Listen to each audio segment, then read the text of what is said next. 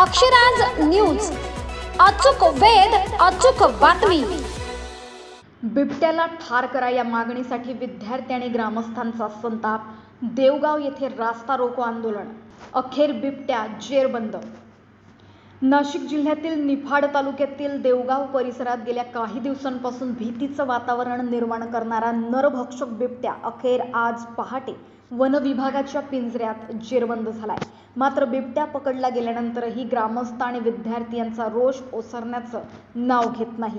बिबट्यानं गेल्या काही दिवसात जनावरांचा तसेच मानवांवर हल्ले केल्यानं गावकऱ्यांमध्ये प्रचंड भीतीचं वातावरण निर्माण झालंय।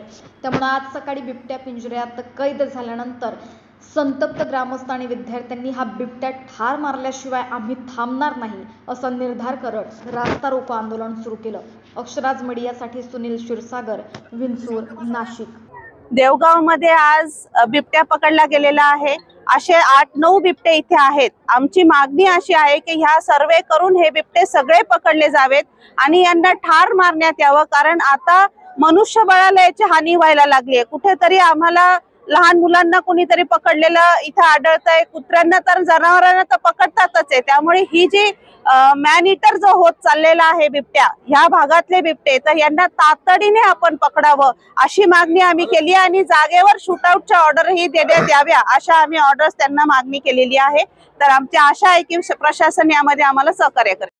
आज देवगाव मध्ये बिबट्या पकडला गेला आणि इथे जवळच आमची शाळा देखील आहेत आणि आज मुलांमध्ये खूप भीतीचं वातावरण निर्माण झालेलं आहे। सकाळी जेव्हा शाळेत जाताना भरपूर मुलांनाही तो बिबट्या दिसला। तर प्रशासनाकडे हीच मागणी आहे की या बिबट्याचा जो बंदोबस्त आहे तर तो लवकरात लवकर केला पाहिजे, कारण नाहीतर मग जे आम्ही मुलं आहोत तर आम्ही शाळा बंद करू।